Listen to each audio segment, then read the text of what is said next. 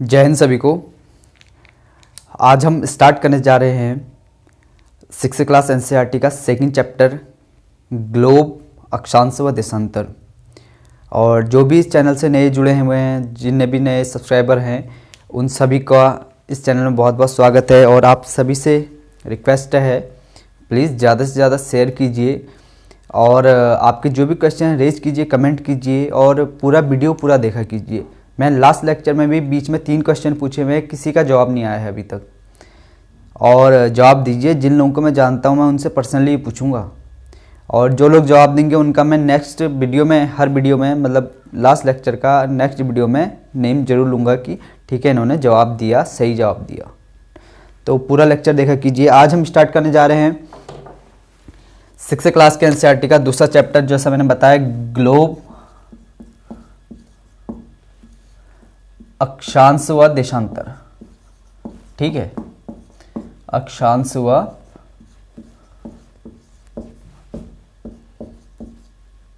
देशांतर। ये मेरा 5वां टेक है पूरी क्लास रिकॉर्ड करने के बाद। कुछ टेक्निकल इश्यू के चलते फिर मैं अपलोड नहीं कर पाया हूँ उन्हें।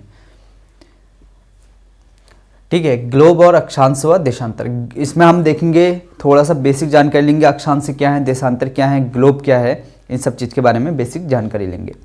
तो स्टार्टिंग करते हैं ग्लोब से। ग्लोब क्या है?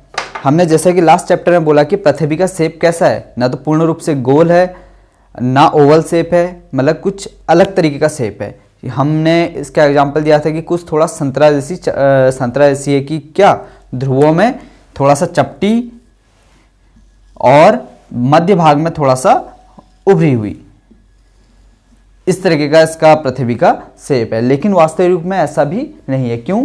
क्योंकि कहीं पर तो ऊंचे ऊंचे पहाड़ है, माउंट एवरेस्ट जैसे, ठीक है, कहीं पर बहुत गहरे गहरे गड्ढे हैं, तो इसलिए कंप्लीटली गोल नहीं है। और तो थोड़ा सा क्या है, उभरी हुई, कहीं पर गड्ढे, इस तरीके का शेप है। लेकिन हम अध्ययन के लिए, अध्ययन के दृष्टिकोण से तो हम क्या देख सकते हैं कि पृथ्वी का शेप गोल है। तो इसी अध्ययन के दृष्टिकोण से एक वैज्ञानिक ने, एक भूवैज्ञानिक ने पृथ्वी का प्रतिरूप, सूक्ष्म प्रतिरूप बनाया, जिसे कहा गया ग्लोब। तो पहला क्वेश्चन है आपके लिए, आप सर्च कीजिएगा, ढूंढिएगा, कमेंट में आंसर दीजिएगा कि ग्लोब के खोजकर्ता कौन थे। पहला क्वेश्चन है, ग्लोब के खोजकर्ता कौन थे? ग्लोब के खोजकर्ता, और आंसर लिखिएगा इसका नंबर 1 का कमेंट में। ठीक है, तो उन्होंने ग्लोब का निर्माण किया। तो ग्लोब क्या है? पृथ्वी का एक छोटा प्रतिरूप है। अब इस थोड़ा सा हम ग्लोब को देख के इसमें से समझते हैं। देखिए, जो सुई जिस पे घूम रहा है ग्लोब, या हम कहें पृथ्वी घूम रही है। कैसे घूमती है पृथ्वी? पश्चिम से पूर्व की तरफ घूमती है, तभी तो सूर्योदय पूर्व में दिखाई देता है हमें। पश्चिम से पूर्व की तरफ घूम रही है, तो किस पर घूम रही है? किसी आधार पर घूम रही है, किसी चीज पर घूम रही है। जिस आधार पर घूम रही है उसी को कहा गया अक्ष। इसमें हम ग्लोब में बात करें तो अक्ष क्या है? जो एक सुईनुमा चीज आर पार जा रही है पृथ्वी के, ठीक है, ऊपर से नीचे आर पार जा रही है, उसे ही क्या कहा गया? अक्ष कहा गया। तो जो सुई जहां से आर पार हो रही है पृथ्वी के दोनों कोनों में, उन्हें कहा गया पोल, ध्रुव। उन्हें कहा गया ध्रुव, जिसमें से ऊपरी पार्ट को कहा गया उत्तरी ध्रुव और नीचे दक्षिणी ध्रुव। समझिएगा, ठीक है। अब ये किस आधार पर उत्तरी दक्षिणी ध्रुव, ये अपर क्लास में हम सीखेंगे। वहां पर को थोड़ा चुंबकत्व के बारे में देखेंगे, पृथ्वी के उन चीजों के बारे में देखेंगे, तो हम उस आधार पर देखेंगे। ठीक है, इन्हें कहा गया उत्तरी दक्षिणी ध्रुव। अब आप एक दिमाग लगाइए, ठीक है, पृथ्वी सीधे ऐसे क्यों घूम रही है? ऐसे भी तो घूम सकती थी, थोड़ा तिरछी घूम रही है ना, तो ये ऐसे भी तो घूम सकती थी। यानी ये जो पिन आ रही है, इसको सीधे भी तो कर सकते थे। पृथ्वी ने सीधे घूम जाना चाहिए था, लेकिन ऐसा नहीं है। यानी पृथ्वी अपने अक्ष पर झुकी हुई है।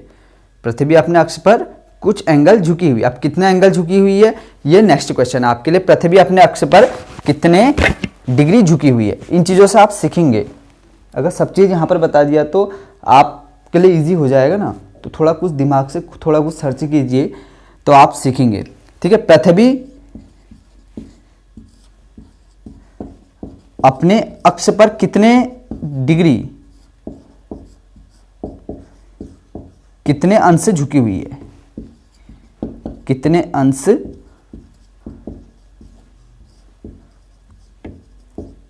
बेसिक से क्वेश्चन है एकदम, ठीक है। पहला है ग्लोब की खोज करता, दूसरा पृथ्वी अपने अक्ष पर कितने अंश झुकी हुई है। तो पृथ्वी अपने अक्ष पर कुछ न कुछ डिग्री झुकी हुई है, लग रहा ना, इसने सीधा होना चाहिए था, इसने सीधा होना चाहिए था, लेकिन ये कुछ इस तरीके से झुकी हुई है, तो इसे कहा गया अक्ष। तो इसमें जो एक जो पोलों से मैंने कहा आसपास आर पार निकली है, तो एक उत्तरी ध्रुव हुआ, एक दक्षिणी ध्रुव, ठीक है। उत्तरी और दक्षिणी ध्रुव के मध्य पृथ्वी घूम रही है, ठीक है। ये तो बेसिक सी जानकारी थी।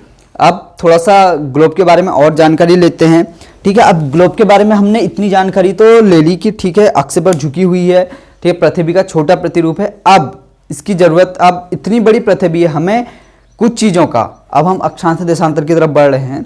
अब हमने किसी चीज़ के लिए, किसी चीज़ के बारे में पता लगाने के लिए कुछ दिशा निर्देश बिंदुओं की जरूरत पड़ती, ठीक है। डायरेक्ट हम नहीं कह सकते थे, ठीक है। कोई चीज़ हम कह सकते हैं, कुछ ना कुछ दिशा तो चाहिए, या हम डायरेक्ट, या इतना, अगर हमारे पास 4 दिशाएं हैं, सपोज नॉर्थ ईस्ट, पृथ्वी तो इतनी बड़ी है ना, हमारे पास सपोज ओनली 4 दिशाओं के आधार पर हम किसी चीज़ का हमें पता लगाना होता, नॉर्थ साउथ ईस्ट वेस्ट के आधार पर, तो अब हम अपन कह देते इंडिया, इंडिया या भारत पूर्व में स्थित है। किससे पूर्व में स्थित है? पृथ्वी तो गोल है, किससे पूर्व में मानेंगे आप, ठीक है। तो हम पता नहीं लगा सकते, या हम कह देते उत्तर में स्थित है, तो उत्तर में हम पता नहीं लगा सकते। तो इसलिए हमें दिशा निर्देश बिंदुओं की जरूरत थी। सभी वैज्ञानिकों को अध्ययन करने के लिए, कुछ चीज़ें पता लगाने के लिए और भविष्य में कुछ चीज़ें निर्देशित करने के लिए दिशा निर्देशों की जरूरत थी। तो उन्होंने पृथ्वी को कुछ काल्पनिक रेखाओं के आधार पर बांटना शुरू किया, ठीक है। तो सबसे पहले बांटा गया पृथ्वी को, ये डायग्राम से ही समझते हैं, इसमें ग्लोब की कोई आवश्यकता है नहीं। अगर आपके पास ग्लोब है तो आप देखते जाइए, ठीक है।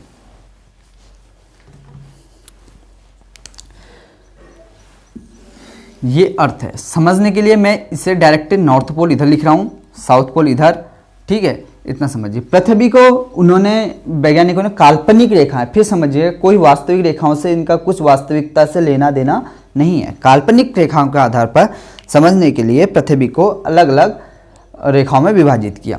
सबसे पहले पृथ्वी को उन्होंने नॉर्थ और साउथ पोल के आधार पर, ठीक है, उत्तरी और दक्षिणी ध्रुव को हम कहें निर्देश मानकर, या पृथ्वी को दो बराबर भागों में विभक्त किया, ठीक है, 2 बराबर भागों में विभक्त किया।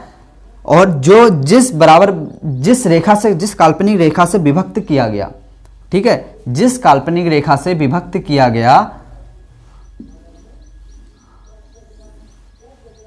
ठीक है, उसे कहा गया विषुवत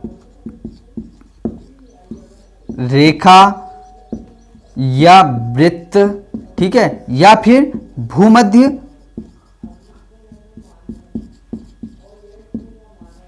भूमध्य रेखा।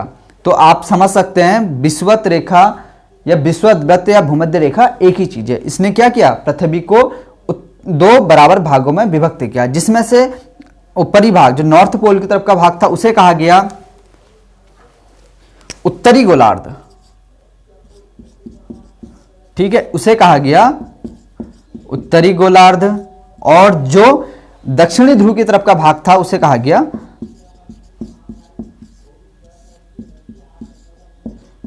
दक्षिणी गोलार्ध, ठीक है। अब हम नॉर्मली देखें, अब अगली चीज, एक चीज समझिएगा, लेकिन वास्तविक रूप से ये तो समझने के लिए करा हमने,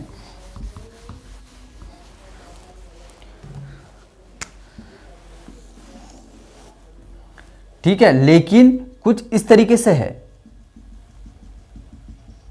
ठीक है, नॉर्थ पोल यहां, साउथ पोल यहां पर को, तो ये इस तरीके से विभाजित किया गया पृथ्वी को, एक उत्तरी गोलार्ध, एक दक्षिणी गोलार्ध।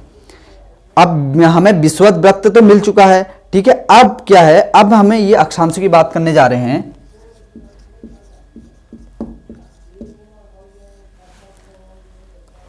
ठीक है। अब ये अक्ष से, ठीक है, अक्षांश विषुवत वृत्त के केंद्र से, अक्षांश क्या है, विषुवत वृत्त के केंद्र से खींची गई कोणीय दूरी। समझिएगा, विषुवत वृत्त से, विषुवत वृत्त, ये विषुवत वृत्त है हमारा, विषुवत वृत्त के केंद्र से, विषुवत वृत्त का केंद्र कोई, ये वृत्त है तो इसका केंद्र होगा, विषुवत वृत्त के केंद्र से, ठीक है, खींची गई कोणीय दूरी क्या कहलाती है? अक्षांश कहलाती है। तो ठीक है, अब विषुवत वृत्त कितने अक्षांश की हम परिभाषा मैंने बता दिया, आप नोट करना, नोट कर लीजिए। विषुवत वृत्त से खींची गई कोणीय दूरी अक्षांश। ठीक है, अब देखेंगे आप विषुवत वृत्त कितने एंगल, क्या एंगल बनाएगा विषुवत वृत्त के साथ। अगर अक्षांश की बात करें, विषुवत वृत्त का केंद्र विषुवत वृत्त के साथ कितना एंगल बनाएगा? 0 डिग्री। तो सबसे पहले देखते हैं हम 0 डिग्री अक्षांश क्या होगा। अब हम कुछ महत्वपूर्ण अक्षांशों की बात करते हैं।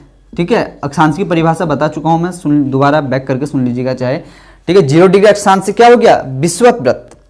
कोई चीज ये है, इसी पर कुछ चीज हम फिर बात कर रहे हैं, तो कितना 0 डिग्री तो हुआ।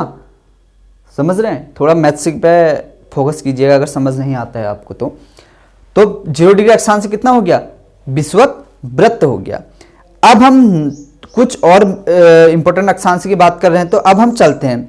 ठीक है, अब विषुवत वृत्त से अब हमने क्या करा, अक्षांश भिन्न भिन्न अक्षांशों में हमने इसे भिन्न भिन्न वृत्तों में काट लिया पृथ्वी को। ठीक है, भिन्न भिन्न काल्पनिक रेखाओं से भिन्न भिन्न वृत्तों में काट लिया। देखो अब कितने बन सकते हैं? अनगिनत बन सकते हैं।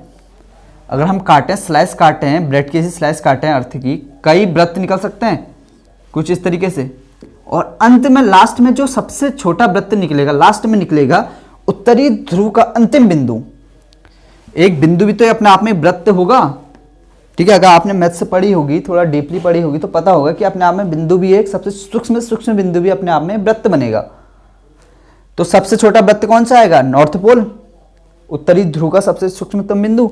तो उसकी अगर हम बात करें, विषुवत वृत्त के केंद्र से कोणीय दूरी कितनी हो जाएगी?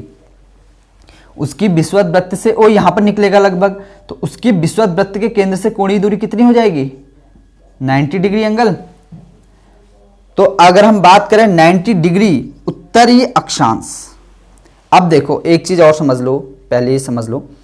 ठीक है, अब हम अक्षांश की बात कर रहे हैं, तो अक्षांश से ऊपर की तरफ अपन बढ़ेंगे या नीचे की तरफ बढ़ेंगे, कुछ ना कुछ एंगल बराबर क्रिएट होंगे। ठीक है, जो भी क्रिएट होंगे, हम ऊपर की तरफ बढ़ रहे हैं तो 10 डिग्री ऊपर बढ़ रहे हैं, तो सपोज यहां पर हो गए, हमने मेजर किया तो 10 डिग्री बन रहा है, तो खाली 10 डिग्री बोलते तो कंफ्यूजन क्रिएट हो जाएगा। ठीक है, ऐसे नीचे जाएंगे तो 10 डिग्री यहाँ पर ही बन रहा है, 10 डिग्री बोलेंगे, कंफ्यूजन क्रिएट हो सकता है कि उत्तर या ध्रुव। तो इसलिए अक्षांशों के साथ जिस ध्रुव की तरफ बढ़ रहे हैं, जिस ध्रुव के अक्षांश की बात करें, तो उसके साथ पीछे से उत्तरी या दक्षिणी जरूर लिखा जाता है। समझ रहे हैं? ठीक है, तो हम 90 डिग्री उत्तरी अक्षांश की बात करें, 90 डिग्री उत्तरी अक्षांश क्या होगा? उत्तरी ध्रुव। उत्तरी ध्रुव क्या है? 90 डिग्री उत्तरी अक्षांश। ऐसे ही 90 डिग्री दक्षिणी अक्षांश होगा आपका दक्षिणी ध्रुव। ठीक है, अब थोड़ा इसको मिटा के थोड़ा अब और आगे बढ़ते हैं।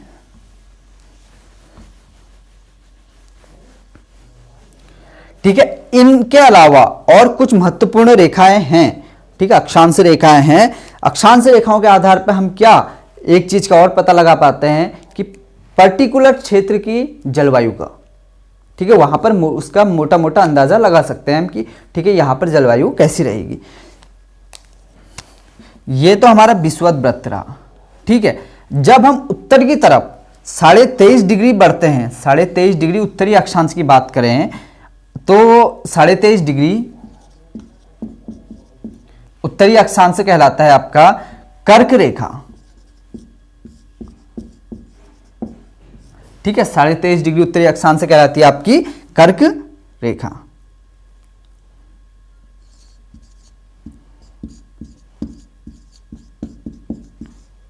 उत्तरी अक्षांश में भी यहां पर चमकेगा, समझ लीजिएगा। तो क्या कहलाएगी 23.5 डिग्री उत्तरी अक्षांश? कर्क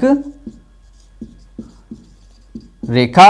और ऐसे ही जब हम दक्षिण की तरफ बढ़ के 23.5 डिग्री दक्षिणी अक्षांश में पहुंचते हैं तो यह कहलाती है मकर रेखा। ठीक। और जब हम 66.5 डिग्री उत्तर की तरफ चलते हैं, विषुवत वृत्त से 66.5 डिग्री उत्तरी अक्षांश की तरफ बढ़ते हैं तो यह कहलाता है उत्तरी ध्रुव व्रत। ठीक है, यह कहलाता है उत्तरी ध्रुव व्रत। और जब हम दक्षिण की तरफ 66.5 डिग्री बढ़ते हैं तो यह कहलाता है दक्षिणी ध्रुव व्रत। तो ध्यान रखिएगा, कुछ महत्वपूर्ण अक्षांश हैं जिनमें से 0 डिग्री अक्षांश, 90 डिग्री अक्षांश और 23.5 डिग्री अक्षांश और 66.5 डिग्री अक्षांश है। तो ये तो अक्षांश की बात हो गई। अब अक्षांशों के आधार पर मैंने कहा जलवायु और मोटी मोटी जलवायु का हम अंदाजा लगा सकते हैं। तो कैसे लगा सकते हैं अब मैं बता रहा हूं आपको। ठीक, कर्क रेखा से मकर रेखा के मध्य का क्षेत्र यानी 23.5 डिग्री उत्तरी अक्षांश से 23.5 डिग्री दक्षिण अक्षांश के मध्य का क्षेत्र, यह हम बात करें ताप कटिबंध की। ठीक है, तो कहलाता है आपका उष्ण ताप कटिबंध। क्या कहलाता है? उष्ण ताप कटिबंध। ठीक है, यहां पर वर्ष में एक न एक बार सूर्य की किरणें 90 डिग्री के एंगल से यानी अर्थात सीधी जरूर पड़ती हैं। इस बीच के क्षेत्र में कहीं ना कहीं पर मतलब समस्त जगहों में कभी ना कभी वर्ष में एक बार 90 डिग्री के एंगल से सूर्य की किरणें जरूर पड़ती हैं। कर्क रेखा से उत्तरी ध्रुव व्रत, ठीक है, कर्क रेखा से उत्तरी ध्रुव व्रत के मध्य और मकर रेखा से दक्षिणी ध्रुव व्रत के मध्य का क्षेत्र।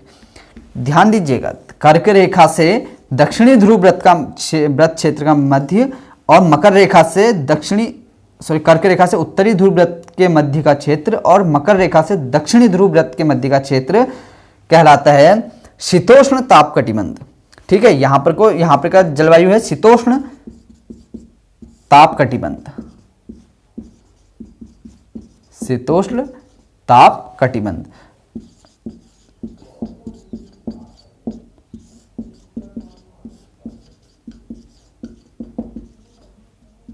शीतोष्ण ताप कटिबंध जलवायु क्षेत्र कहलाता है। ठीक है, यहां पर को सूर्य की किरण 90 डिग्री के एंगल से कभी नहीं पड़ती, लेकिन तिरछी जरूर पड़ती है, यानी सूर्य की किरणें पड़ती तो हैं लेकिन 90 डिग्री के एंगल से नहीं पड़ती हैं। तो यहां पर की जलवायु कैसी रहेगी? शीतोष्ण, शीत, ठंडी, उष्ण, गर्म। एकदम ठंडी गर्म मिक्सअप टाइप की रहेगी, ना तो ठंडा रहेगा वहां पर एकदम कंप्लीटली ठंडा रहेगा, ना एकदम गर्मी आएगी। ठीक है, बीच के क्षेत्रों में गर्म मौसम जरूर आता है। ठीक है, हम लोग जैसे हमारे क्षेत्र में है यहां पर गर्म मौसम जरूर आता है, गर्मी का मौसम। और जो उत्तरी ध्रुव व्रत से लेकर उत्तरी ध्रुव व्रत से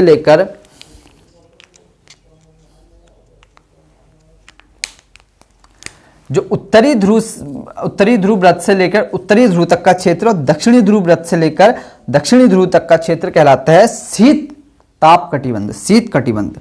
ठीक है, क्या कहलाता है? शीत कटिबंध कहलाता है।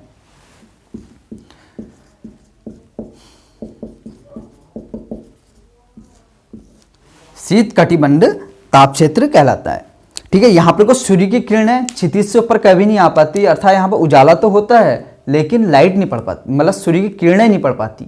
ठीक है, उजाला होता है जैसे भोर का उजाला इस तरीके का मान लीजिए। ठीक है, लेकिन सूर्य की लाइट नहीं पड़ पाती डायरेक्ट। तो यहाँ पर मौसम ठंडा रहता है, ज़्यादातर बर्फ जमी रहती है। आपने सुना होगा ध्रुवों पर बर्फ जमी रहती है। तो ये क्षेत्र वही क्षेत्र है 66.5 डिग्री से लेकर, अगर हम बात करें 66.5 डिग्री उत्तरी अक्षांश से लेकर 90 डिग्री उत्तरी अक्षांश और 66.5 डिग्री दक्षिणी अक्षांश से लेकर 90 डिग्री दक्षिणी अक्षांश तक के मध्य का क्षेत्र। ठीक है, समझ गए इतनी बात? तो अक्षांश यहाँ पर निपट रहा है।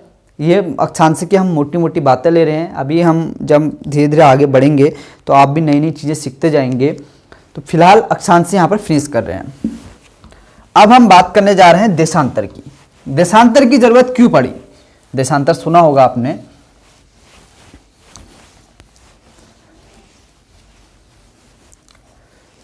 देशांतर की जरूरत क्यों पड़ी?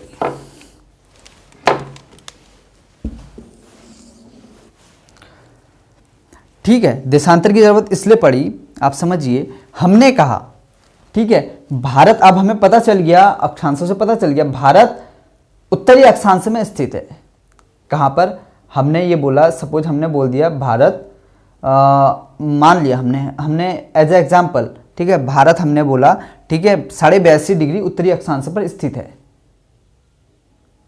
सॉरी 8.5 डिग्री उत्तरी अक्षांश पर स्थित है, मतलब मोटा मोटा बताया, ठीक है, अभी पूरी एग्जैक्ट लोकेशन नहीं बता रहा हूँ मैं, ठीक है, 8.5 डिग्री उत्तरी अक्षांश पर स्थित है, मतलब 8.5 डिग्री एक भारत का एक क्षेत्र ले लिया हमने, ठीक है, 8.5 डिग्री उत्तरी अक्षांश पर स्थित है।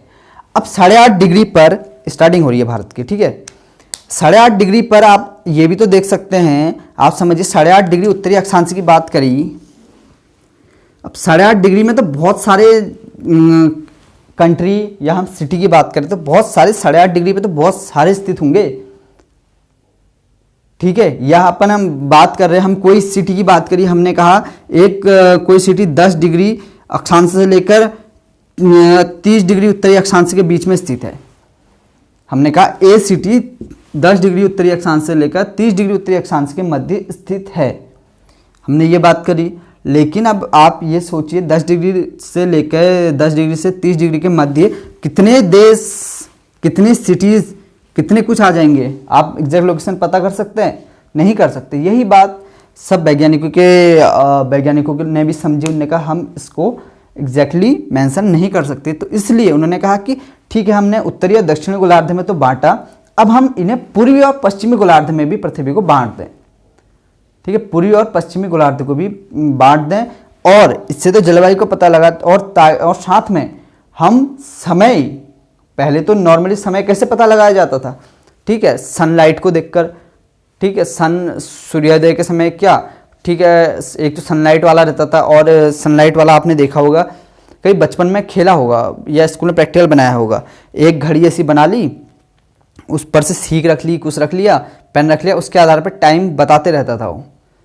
अभी भी प्रैक्टिकल कर सकते हैं आप, एक घड़ी बनाइए कागज़ में, ठीक है, दिन अपने मोबाइल से अपने टाइम जो भी आपकी घड़ी है उससे सेट कीजिए, उसको धूप में रख दीजिए, जैसे जैसे सन बढ़ता जाएगा उस हिसाब से घड़ी एग्जैक्ट टाइम बताते रहेगी।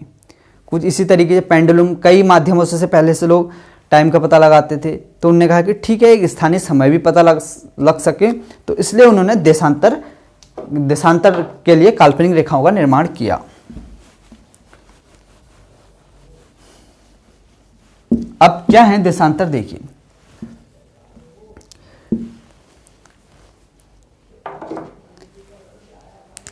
देशांतर है आपकी उत्तरी ध्रुव से दक्षिणी ध्रुव को मिलाने वाली अर्धवृत्तीय काल्पनिक रेखाएं देशांतर है, ठीक है, उत्तरी ध्रुव से दक्षिणी ध्रुव को मिलाने वाली अर्धवृत्तीय काल्पनिक रेखाएं।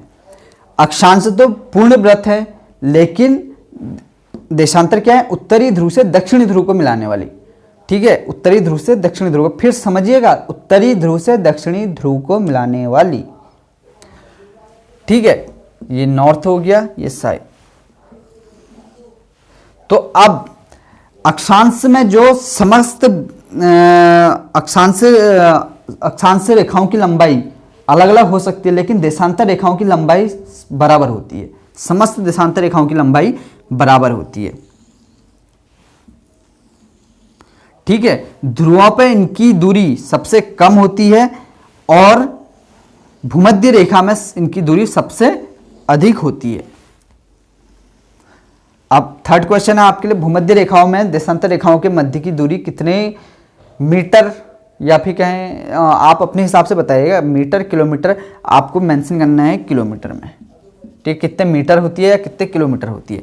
दो देशांतर रेखाओं के मध्य की दूरी कितने किलोमीटर होती है या कितने मीटर होती है, आप वहाँ को मेंशन करना है। अगर मीटर में होती है तो उसे किलोमीटर में कन्वर्ट करके मेंशन कीजिएगा। सपोज आपने कहा कि ठीक है सर 110 मीटर होती है, ठीक है, तो आपको इसको किलोमीटर में मेंशन करना है कि कितने, आपको मेंशन ऐसे 0.11 किलोमीटर इस तरीके से मेंशन करके लिखना है, ठीक, और किलोमीटर में होती है तो किलोमीटर में लिखेंगे आप। तो देशांतर रेखाएं आप समझ गए क्या है, उत्तरी ध्रुव को दक्षिण ध्रुव से मिलाने वाले अर्धवृत्ताकार काल्पनिक रेखाएं देशांतर कहलाती हैं। अब सबसे बड़ी बात आई, ठीक है, उन्होंने कहा हमने इतनी रेखाएं तो खींच ली, अब हम कहां से स्टार्ट करें, समझ रहे हैं, कहां से स्टार्ट करें, सबसे बड़ा कंफ्यूजन था। तो सभी देशों के वैज्ञानिकों ने, सभी देशों ने सर्वसम्मति से माना, ठीक है, उन्होंने कहा कि लंदन में स्थित ग्रीनविच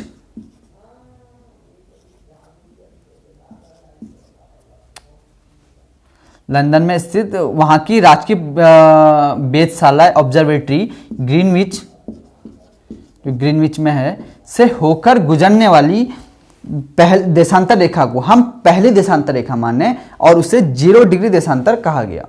ठीक है, ग्रीनविच से होकर गुजरने वाली देशांतर रेखा को प्रधान याम्योत्तर माना गया, उसे 0 डिग्री देशांतर माना गया। ठीक है, यहां पर भी डिग्री से मेंशन किया गया, 0 डिग्री देशांतर माना गया और उसे प्रधान याम्योत्तर कहा गया।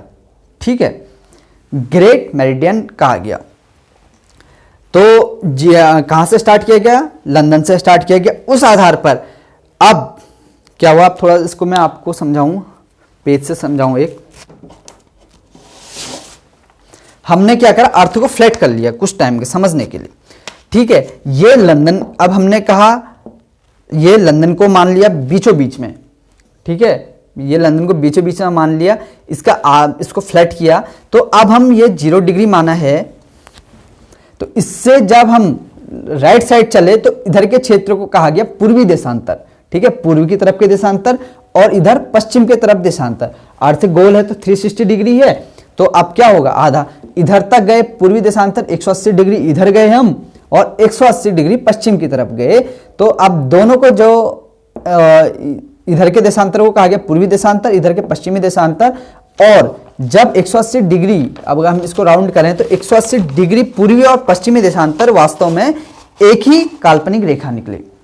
ठीक है, एक ही काल्पनिक रेखाएं हैं और 180 डिग्री और 180 पश्चिमी देशांतर एक काल्पनिक रेखाएं एक ही हैं और 180 पूर्वी पश्चिमी देशांतर और 0 डिग्री देशांतर आपस में मिलकर एक पूर्ण वृत्त का निर्माण करते हैं, जो पृथ्वी को बराबर 2 भागों में बांटते हैं, जिन्हें कहा गया पूर्वी गोलार्ध और पश्चिमी गोलार्ध, जिन्हें कहा गया पूर्वी गोलार्ध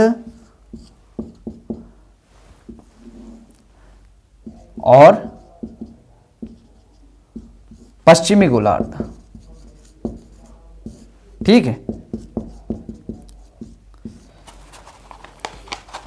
ठीक, इस आधार पर टाइम को इस आधार पर देशांतरों को बांटा गया। अब हम बात करें किसी चीज की बात करें, अब हम किसी चीज को ACT, हमने कहा ACT इजीली मेंशन हो जाएगा ना, ACT 10 डिग्री उत्तरी अक्षांश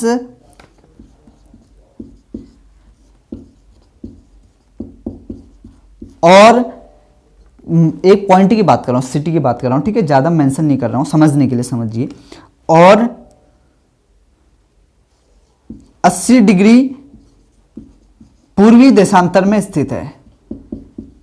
तो आप फाइंड करना इजी रहेगा नहीं रहेगा, आप मैम में फाइंड कर सकते हैं ना कि ठीक है पूर्वी देशांतर की बात करी है और उत्तरी अक्षांश की बात करी, यानी उत्तरी गोलार्ध में स्थित है और इधर पूर्वी गोलार्ध में स्थित है।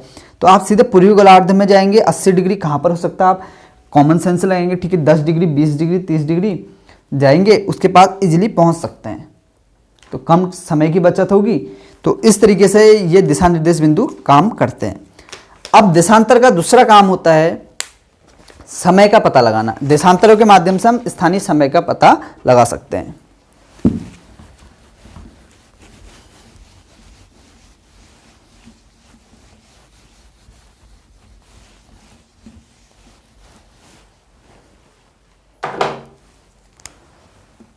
ठीक है, स्थानीय समय का पता लगा सकते हैं। कैसे लगा सकते हैं, अब देखिए।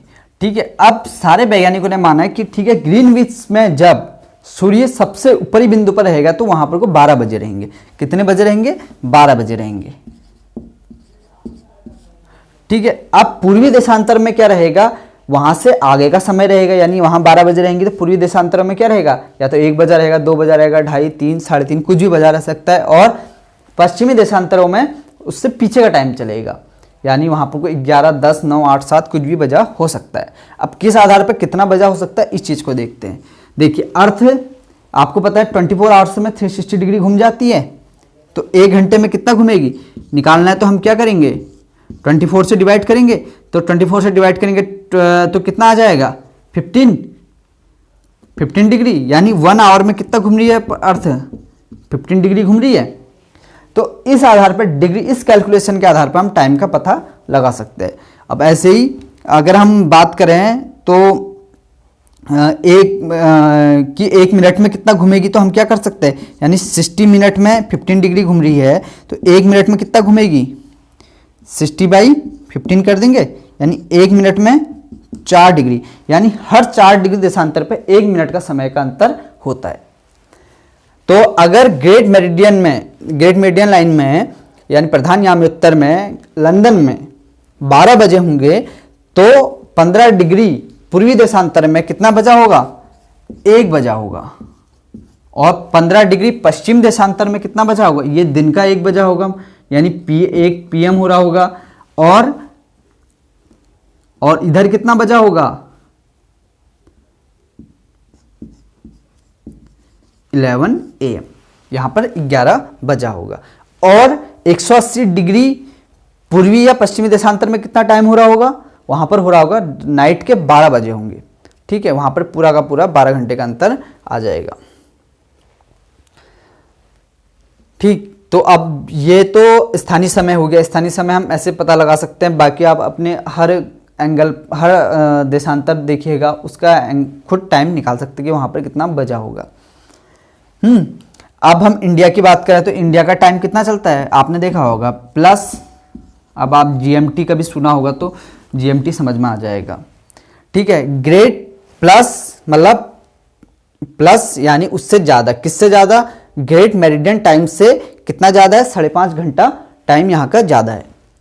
ठीक है, 5.5 घंटे हम आगे हैं उससे, तो कहीं पर माइनस लिखा रहता है, कहीं पर प्लस लिखा रहता है, तो आपको ये भी समझ आ गया होगा कि GMT का मतलब क्या होता है। ओके, तो यहाँ पर देशांतर भी निपट गया है। स्थानीय समय एक होता है, मानक समय होता है। देखो स्थानीय समय हर जगह का अलग अलग हो सकता है। ठीक है, हर कंट्री, अगर हम बात करें हर कंट्री में कितने देशांतर, कई देशांतर गुजर रहे हो सकते हैं, लेकिन अब अगर हम स्थानीय समय को लेकर चलें तो वहाँ के राजकीय कार्य का जो क्रियाकलाप हैं, राजकीय काम है, उनमें फर्क आ सकता है ना। यहाँ पर सपोज यहाँ पर को बज रहा है आपका, इधर बजा है सुबह का 6 और स्थानीय समय के आधार पर। ठीक है, तो यहाँ पर को अंतर आ रहा है, यहाँ पर देख रहे हैं यहाँ पर 3:30 बजा है सुबह का, तो या फिर हम यहाँ पर कहें यहाँ पर 10 बज गया है और यहाँ पर बजा है अभी आपका 7:30, तो अंतर आ सकता है। यहाँ तो ऑफिस शुरू हो गया, यहाँ ऑफिस शुरू नहीं हुआ, कुछ कम्युनिकेशन करना होगा तो कम्युनिकेशन नहीं हो पाएगा, तो कई चीज़ें हो जाएगी। तो इसलिए कई देशों ने एक मानक समय अपनाया। उन्होंने कहा ठीक है हमारे वहाँ से कई देशांतर गुजर रहे हैं तो कोई बात नहीं, लेकिन हमारे देश के मध्य से जो देशांतर गुजर रहा है हम उसके आधार पर मानक समय अपना लेंगे। तो जैसे इंडिया है, इंडिया ने भी एक मानक समय अपनाया हुआ है, इंडिया ने एक ही मानक समय अपनाया हुआ है, ध्यान रखिएगा। कई देशों ने अलग अलग मानक समय अपनाए हुए हैं, कई देश जैसे रशिया ने 11 मानक समय अपनाए हुए हैं, तो कई कंट्री हैं उनने अलग अलग मानक समय हैं उनके, लेकिन इंडिया ने एक ही मानक समय अपनाया हुआ है। तो आप बताइएगा कि जिस आधार पर मानक समय अपनाया है इंडिया ने, तो वो देशांतर भारतीय किस मुख्य शहर से होकर गुजरती है। ठीक है, तो ये बताइएगा। ये लास्ट क्वेश्चन है आपके लिए। तो यही मानक समय है कि अपने सरकारी कामकाजों के लिए एक देशांतर को अपने टाइम के लिए मान लेना। तो आज का यहीं पर फिनिश हो रहा है, आगे फिर कंटिन्यू करेंगे। टेक्निकल इश्यू के लिए फिर बता रहा हूँ मैं, टेक्निकल इश्यू के चलते टाइम से लेक्चर अपलोड नहीं हो पाया। अभी भी मुझे नहीं पता है कि ये वीडियो अपलोड हो पाएगा नहीं हो पाएगा। ठीक है, ये वीडियो में कुछ टेक्निकल इश्यू तो नहीं आ गया है, मुझे नहीं पता है। तो चलिए उम्मीद करते हैं ये अपलोड हो जाए। चलिए, थैंक यू सो मच, और प्लीज़ ज़्यादा से ज़्यादा शेयर करो। ठीक है, ओके, बाय।